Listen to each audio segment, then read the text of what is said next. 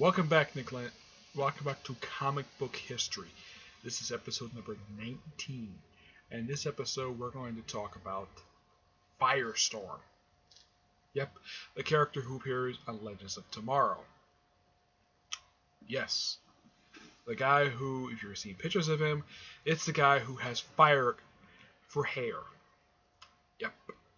First appearing in Firestorm, Fury of Firestorm number 1, created by the awesome Jerry Conway and the late Al Milgram.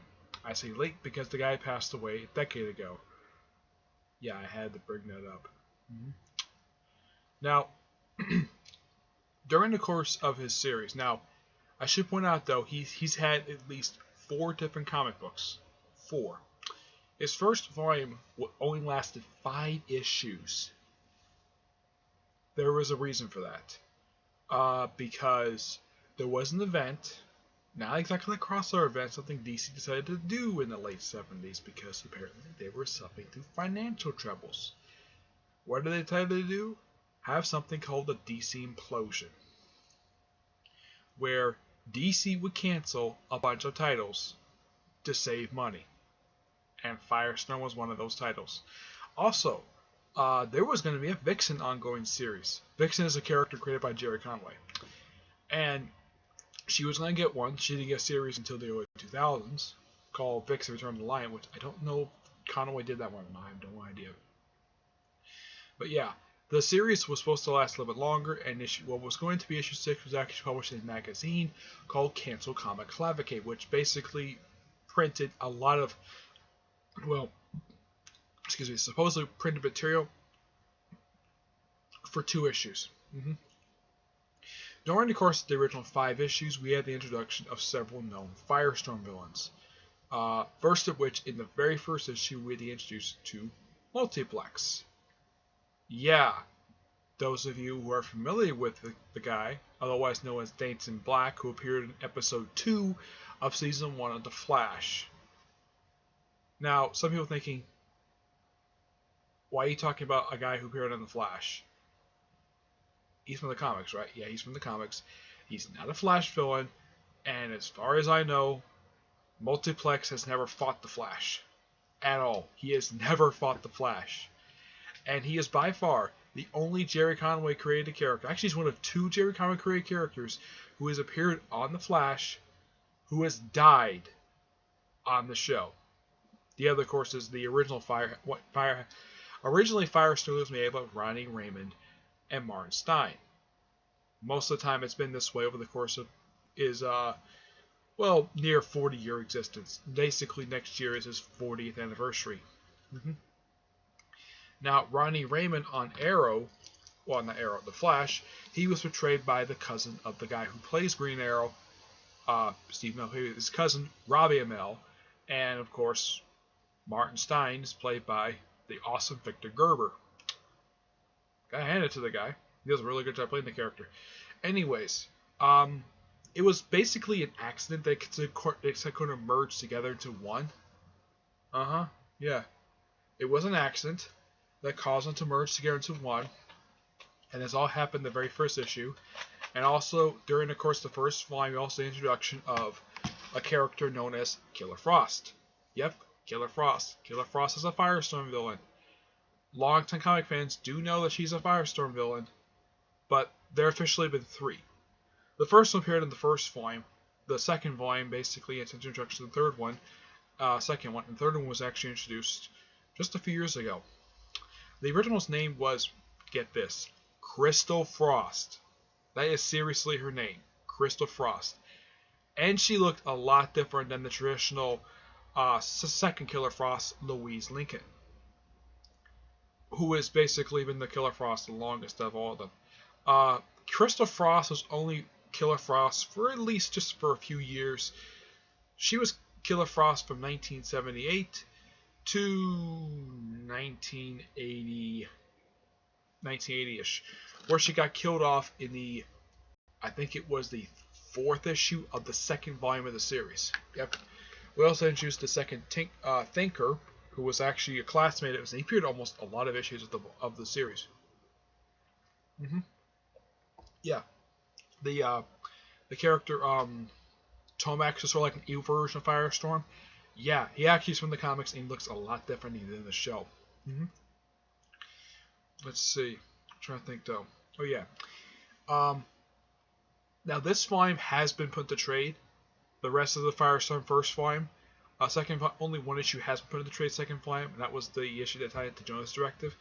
But otherwise, though, the rest of the volume was never collected in trade. I'll get to that volume in a minute. But the initial first volume, which was 5 issues, is a really interesting volume, and I highly recommend it. Because it just basically the start of basically how Firestorm starts out. After the series was canceled, Firestorm joined the Justice League and remained part of the Justice League until present day. And he initially joined. If you've ever seen the cover of the issue he joins, I think it's issue like 177, I believe it is. And basically, like the whole Justice League is upset the fact that Superman is the one who recruits him. Yeah, he's upset about it, basically. And between the first and second volume, he sporadically appeared. He appeared in books like DC Comic Presents, which he appeared on and off. Excuse me. I think he also appeared in World's Finest, and I think that was it. He didn't do very much between the series. Just appeared now and again. Heck, he didn't appear that much even in Justice League. Yeah, his appearances were not very many, despite the fact he joined the Justice League.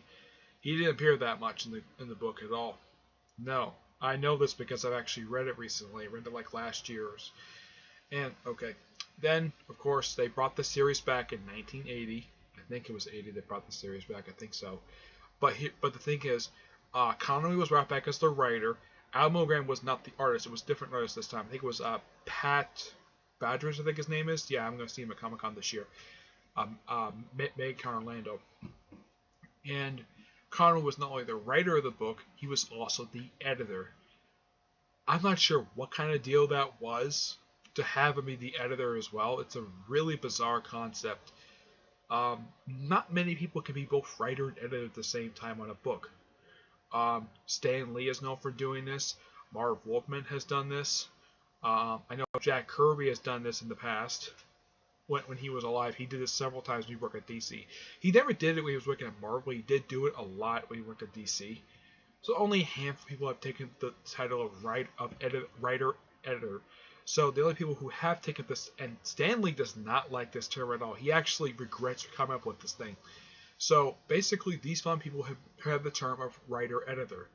That's Stan Lee, Jack Kirby, Jerry Conway, and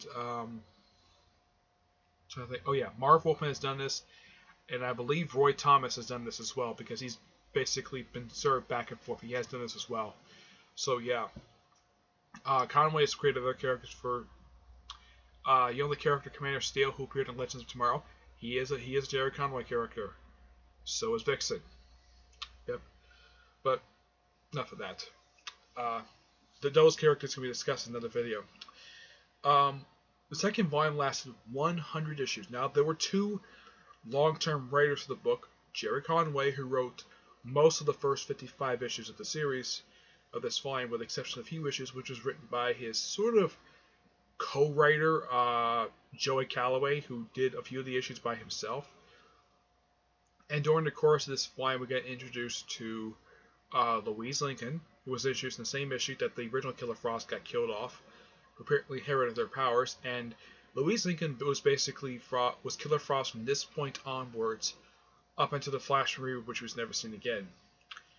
And of course, we get an introduction to Slipknot, not the same character Adam Bleach played in Suicide Squad. In the comic, he's a completely different character. Yeah, he just called Slipknot just a expert climber. But the thing is, in the comics, he's nothing like that at all.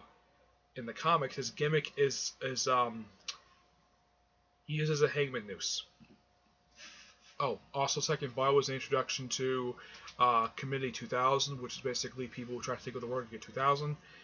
And there was also the introduction of the character Firehawk, who was Firestorm's recurring love interest throughout most of the series. I should also point out that Jefferson Jackson, who does appear on Legends of Tomorrow as Firestorm, he is from the comics, but he never merged with Firestorm. They did that because Robbie Amell wanted to leave. He wanted to stop playing Firestorm so he can start a movie career. Which, as far as I know, he's only done one movie, but he has come back to play Ronnie Raymond a couple times.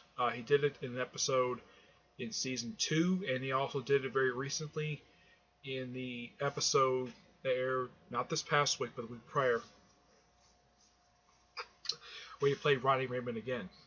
Which, by the way, he does a really good job at playing Ronnie Raymond. Yeah, but this and how Slipknot, the character Slip, makes his debut. You have Firestorm having a conversation with, I think it's Firehawk or some other woman, and you have Slipknot just climbing up a building, which basically, I think it's a greenhouse that Firestorm's in. And he attacks Firestorm by basically trying to hang him. Yeah, he seriously tries to hang Firestorm. He's actually the first non-powered supervillain that Firestorm himself has actually fought. There's a few other villains that popped up now and again. I will get to another particular villain who was created by the guy who became the regular of the book after Conway left the book. I don't know why he left, he just did. My guess is that his contract with DC was expiring, so he decided to end his run after just doing, basically being the book for the first 55 issues, before handing it off to the creator of the Suicide Squad, John Ostrander, who did issue 56, skipped issue 57, I think Calloway did that issue, I'm not really sure. Then started with issue 58 up into issue 100. Basically, John Ostrander was a regular writer of the book. I should also point out that this volume had 5 annuals. Yep, 5 annuals for 100 issues. No joke, seriously, that's how many the book published. The last annual was simply just a conclusion to one of the arcs of the series. Basically, it seems like every couple years, it seems like that Ostrander basically kept changing his mind exactly what the status quo of the book was. I mean, as soon as he took over the book, less than basically 8 months after he took on the book, well, basically first he introduced one villain, actually more like two or three villains during the course of his most prolific villain. The first major and only major villain, because he introduced a few minor villains during the course of his long run. He introduced the Parasite, the Rudy Jones Parasite. Now, some of you probably going to put on the question, a comment saying, the Parasite is a Superman villain. Why is he appearing in Firestorm? There's a very simple answer for that. The Rudy Jones Parasite was originally a Firestorm villain who was moved over to be a Superman villain after the Firestorm series ended. Oh, and he was originally green. He was never purple, originally. He wasn't changed to purple until later. Originally, his look was that he had green skin with the white line thing that he's usually seen with. That was actually orange. And he became that way because Darkseid, remembering the original Parasite, he really wanted to create another one. So he turned Rudy Jones, who by the way was a janitor, turned him into the Parasite, who actually fought Firestorm a few times in the course of the volume. Even fought him once before the series ended. Yep. Excuse me. But basically, not long after Ostrander took on the book, basically he did something really bizarre. With issue 64, exactly 6 issues after he took on the book, he took the 4 major Firestorm villains, basically Killer Frost, Slipknot, Multiplex, and the Parasite, and transferred them to the Suicide Squad. And with the exception of the Parasite, the rest of them never appeared in the book ever again at this point. Yeah, they actually were dropped from the book. Basically, Ostrander wrote them off to do whatever they want in Suicide Squad. I am not really sure why he did this for, but he did. Now, Ostrander had 3 different ways that he wanted to do the book. First, he had it where Firestorm was a guy who wanted to get rid of nuclear weapons. And then he suffered through amnesia. Then he became sort of fire elemental, just a time where it goes on with Animal Man and Swamp Thing. Really bizarre. But none of the issues were bad, surprisingly. I thought this was really bad concepts, but when I read it, I'm like, this is actually really good. He actually became the fire elemental during the last like little over a year of the comic book, starting with issue 85, he became the Fire Elemental, and he was the Fire Elemental for pretty much the rest of the series. Also, when they had Ronnie Raymond have suffer amnesia, Martinstein apparently died, but he came back in the final issue of the series. They introduced a Russian astronaut who took over as the other half Firestorm. Mikhail Adler, I think his name is. They had him take over as the other half Firestorm, and he remained the other half Firestorm up until he became the Fire Elemental. Yep. And it was only temporary. And when the series ended, issue 100, which, by the way, that's actually not bad of a number to end the series at. So, with this particular volume, it's a really, really good volume. I recommend when you get to read Firestorm, read the first volume first, so you can introduce some of the villains who will pop up in volume 2. And I should point out that the subtitle of the series was known as Firestorm. The full cover title was The Fury of Firestorm, the Nuclear Man. It was called that the whole series. Sometimes with a colon or without a colon. Depends on basically we see the cover. But the interior copyright always read Firestorm. Never any subtitle at all. That's how the book was written. After the book ended, the character didn't appear again for about 6 years until he popped up in the pages of Extreme Justice. A very bad comic book with terrible artwork. And also, basically, after a series, it seems like, okay, releases villains to other people's books for no explained reason. Yeah, that's what happened to his villains. About a quarter of his villains have been killed off prior to Flashpoint. Like Slipknot got killed off. Basically, several of his villains were in fact killed off for no explained reason. Probably because DC had no idea what to do with these villains. I mean, the only two villains who actually made high-profile efforts in DC Universe after the Firestorm series ended was Killer Frost and the Parasite. That was really it. But after Extreme Justice, he basically appeared sporadically after Extreme Justice until Firestorm got killed off in the Brad Militer miniseries Identity Crisis, where this is how he was killed.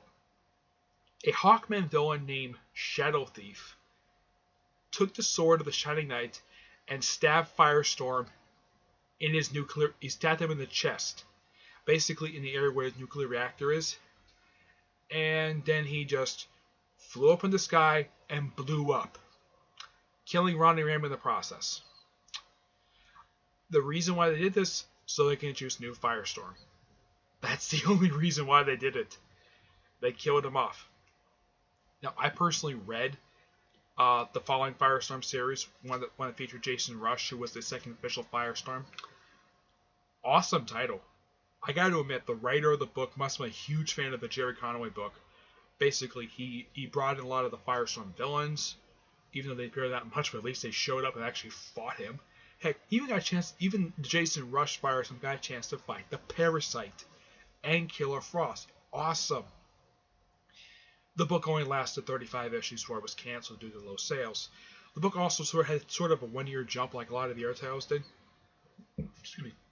Where this happened about, I think it was like about a couple years into the book, where he started to work for Star Labs, and he worked with various different people basically to merge with, become Firestorm. First it was Ronnie Raymond for a little while, then it was a scientist he worked with at Star Labs, and sometimes even a couple random people you just merge with, and they just forget half the time. Eventually his girlfriend got a chance to be the other half of Firestorm. Basically, it's a floating head you actually see in the comic book. That's usually who the other half Firestorm is, while the guy who you see is basically, like in the case of the original Firestorm, whenever you saw him, he was white, it was Ronnie Raymond. I should point out, though, even after the series ended, Jason Rush still appeared in the DC Universe. He appeared in pages of 52, he appeared for Cry for Justice, despite how bad the series was. One thing I gotta point out, though, was that Linkard pointed this out, I think it was the first issue when Firestorm showed up. The artist made a mistake by coloring him white, despite the fact Jason Rush is black. Yeah, no joke. Firestorm appeared also in 52, awesome series, written by several different good writers and drama good artists. He even tried to put together his own Justice League, which didn't go anyplace. And this basically, Jason Rush was Firestorm for a little while, and his girlfriend was the other half, until the events of Blackest Night, when Ronnie Raymond was brought back as a Black Lantern, killed Jason Rush's girlfriend, and basically they merged to become Deathstorm. Yes, Deathstorm. And then, of course, after the events of Blackest Night, they came back, and they were regular characters in the pages of the Brightest Day bi-monthly comic book. Basically, the comic was published twice a month. It was 24 issues over the course of 12 months. Then New 52 happened. They were given, basically, Firestorm was given another comic book. And Gail Simone was the writer of the book, co-writer of the book for the first 6 issues, and then just left. I don't remember who the other writer was. And it seems like the first 12 issues, they just had this really bizarre concept of like 20 different Firestorms, where Ronnie Raymond and Jason Rush were both Firestorm. Separate Firestorms, mind you. And then they merged into this giant creature known as Fury. And the series was called, for the first 12 issues, Fury of Firestorm, the Nuclear Men. Beginning with issue 0, it was known as Fury of Firestorm, the Nuclear Man. And Dan Jorgens took over as the writer. It became more of a traditional Firestorm series after that, which the book itself didn't last too long. Basically, after issue 0, the book managed to last about 8 more issues before the book was canceled. Did it cross over with Hawkman Wanted? The answer is no, it did not. It got canceled at the same time as Hawkman, Savage Hawkman, and Deathstroke. And unlike Deathstroke, which has come back, Firestorm has not come back. After the series ended, which I should point out, though, they had this bizarre concept as auction, and toward the end of the series, they finally brought in the Firestorm villains. I'm like, what the heck took him so long? And heck, he only fought Killer Frost once. The whole series. Once. He even fought Major Force. Even General Eiling showed up in the series as well. There was one other Firestorm character. The character Plastic, who did appear on one episode of Flash. She is a creation of Jerry Conway. And some people might know her as the character who was the second wife of Captain Atom, who married her off-panel and also divorced her off-panel. She was even a member of the Justice League. She is by far the only one of the Firestorm villains, with the exception of the current Killer Frost, in pre-Flashpoint, who actually reformed and stayed reformed. Didn't turn back into a villain. She became a hero. Yep. Also, she was second Jerry Conway character to be killed off in Flash. Yep. I had to point that out. Excuse me. After the series ended, Firestorm joined Justice League. Part of Justice League for a few issues, and then the Trinity War and Forever Evil happened, and after Forever Evil, Firestorm disappeared. He wasn't seen again for like what seems like 2 years. No joke, he disappeared for 2 years. He didn't reappear again until he appeared for a single issue of Superman Wonder Woman as part of the lead up to Savage Dawn. That was his only known physical appearance. I think he appeared in Savage Dawn, and then later on he also reappeared. Like after that one appearance from Superman Wonder Woman, he finally had a proper return in the pages of Legends of Tomorrow, a comic book that was originally solicited for 8 issues, but for some dumb reason was cut down to 6. Yeah, for some reason DC was doing this with a lot of their comic books because apparently DCU was not working. So, while the ongoing series were functioning perfectly fine, though something got canceled, a lot of the miniseries were cut down. Like the series Titans Hunt, originally it was solicited for 12 issues, only 8 issues were released. Legends of Tomorrow was solicited for at least 8 issues, only 6 came out. And Firestorm was the lead feature of this comic book. It was a super long, it was like a 40-page comic book. Yeah, 40 pages. It was a lot of material to read. And Firestorm was the lead feature of the book. Excuse me. I should point out, though, one thing quite interesting about this book, the writer of the Legends of Tomorrow feature for Firestorm was written by his co-creator, Jerry Conway, writing the character for the first time since the 1980s. And this book was awesome. And heck, you even got a chance to fight Multiplex again, which was really good. And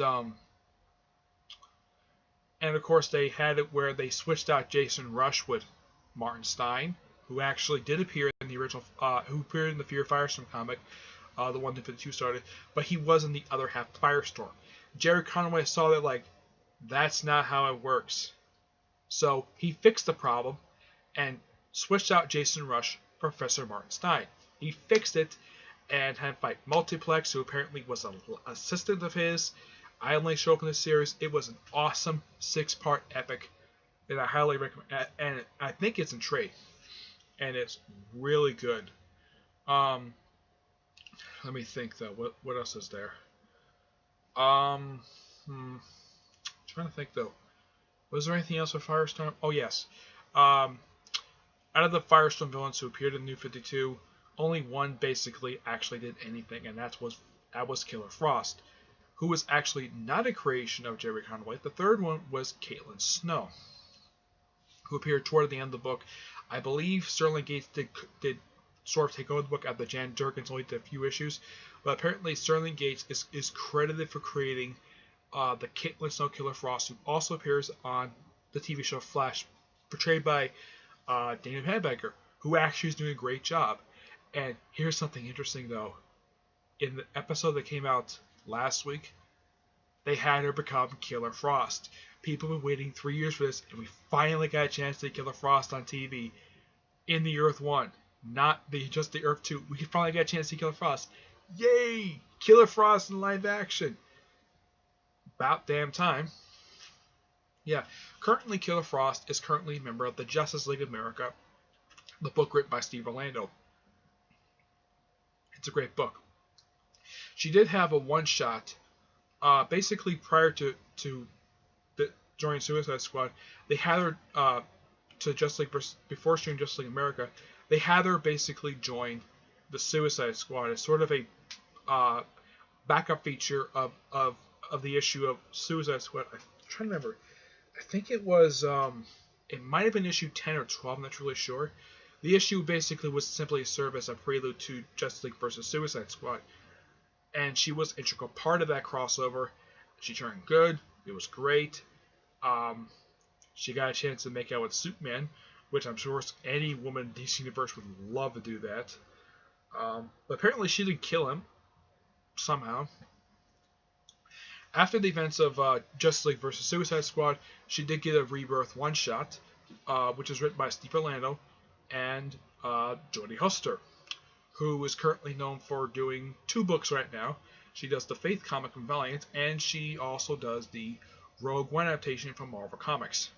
She co-wrote all the one-shots with Steve Orlando. And just her last day in Belle Reve, and it was actually a really good one-shot. And she's featured pretty prominently in the Justice League America comic book, and it's only 6 issues in, and it's really, really good. So, yeah. As for Firestorm himself, after the Legends of Tomorrow series ended, he hasn't been seen since then. I have no idea what DC had plans for the character, but I really hope to do something with him. My personal hope is another ongoing series, or also put him in Justice League America. I don't want him in Brian Hitch's Justice League because it just probably have him doing jack lot. At least Steve Orlando knows what he's doing. Brian Hitch, if you read the book, basically half the time he doesn't know what the heck he's doing. Yeah. So, that's it for this video. That's all I gotta say about Firestorm. Great character. Highly recommend checking out his comic books. So, here's the order. Just check out the first volume, which is in trade. Then check out the second volume, which is a long volume. It's 100 issues plus 5 annuals. You can read it online for free. Then I would check out, I would definitely also recommend reading Extreme Justice because he has appeared in the book. Identity Crisis because that is important. And also point out, though, that the first arc of Manhunter, which is written by Mark Andrego, actually is a tie-in to Identity Crisis, where Manhunter actually puts Shadow Thief on trial for the murder of Firestorm. Yes, he does. Also, the character Firehawk, who appeared in the original, appeared in the second volume of Firestorm. She does appear in Volume 2, Volume 3. She appears several times in the book, basically as a recurring supporting character. Occasionally, she might, merge to become Firestorm. Yeah, and how Jason Rush does it, instead of just like grabbing, like, hey, let's just do it, he does it by kissing her. No joke, that's how seriously he does it. But yeah. But, like I said, Firestorm is an awesome character. Highly recommend check out the comic book. It's really, really good. I just kind of wish DC would do more trades of Firestorm and bring the character back in DC Rebirth. Just do something with the character. Put him in Just Like America. It's not a bad idea. I mean, the group itself has only got, about 5 or 6 characters. I mean, you got Batman, the Roy Chia Adam, Lobo, Black Canary, Vixen, the Ray, and I think that's it. Only 6 members. You can throw in Firestorm if you want to. No one. Oh yeah, and Killer Frost, 7 members. So no one else do anything with the character. Just do something. Okay. So that's it for this episode. Stay tuned for the next episode, which I plan to talk about the Invaders. Excuse me. Marvel's counterpart team to the JSA, who were established in the 1970s. Well, retcon to be in Golden Age, but the group made their first appearance in the 70s. Okay? But until then, I will see you there. Bye.